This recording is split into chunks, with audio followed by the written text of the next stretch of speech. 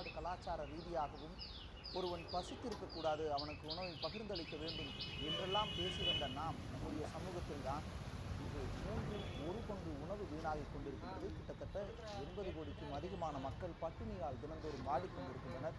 இந்தியாவில் மட்டுமே 19 கோடி மக்கள் இரவில் பசியோடு தூங்கச் சொல்கிறார்கள். என் பொண்டாட்டி என்ன திட்டுவாடா, நம்மளே சோத்துக்கு வழி இல்லாம இருக்கோம், இதுல அடுத்தவனுக்கு கொடுக்குற அளவுக்கு நம்ம கிட்ட என்னடா வாழுது? நம்முடைய சமூகம் நாம என்ன அடுத்தவனுக்கு கொடுக்குற அளவுக்கு பெரிய அம்பானி பிள்ளையாடா? அளவுக்கு மோசமாகி இருக்கின்றது என்பதற்கான ஒரு உதாரணம். நம்ம கிட்ட இருக்கு, காசு இருக்கு அப்படிங்கிறதுனால அந்த உணவை வந்து நம்ம வேஸ்ட் பண்றதை பத்தி நம்ம வந்து ரொம்ப யோசிக்கிறது கிடையாது. இல்லாதவங்க நிறைய பேர் இருக்காங்க அப்படிங்கிறது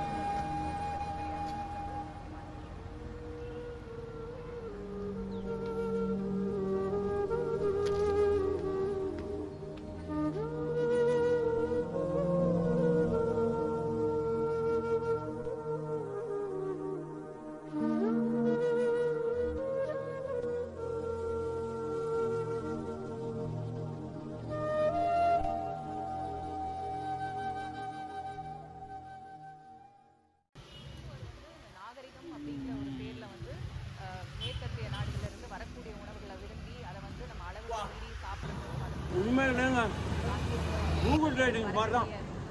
You guys should try it once, and இது போல food reviews காக you should subscribe to my channel. This is bye from your foodie.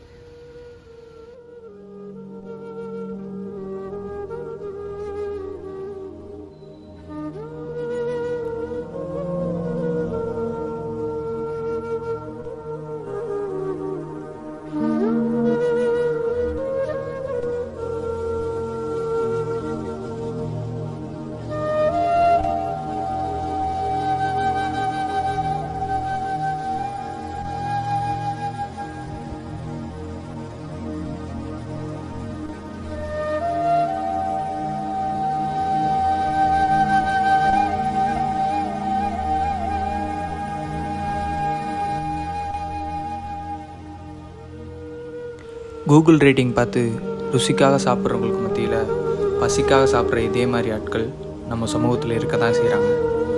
அவங்களுக்கு நம்மக்கிட்ட இருக்கிறதெல்லாம் கொடுக்கணுன்ற அவசியம் இல்லை, ஆனால் அவங்களுக்கு கொடுக்குற அளவுக்கு ஏதோ ஒன்று நம்மக்கிட்ட இருக்குன்றதை மட்டும் தெரிஞ்சுக்கோங்க.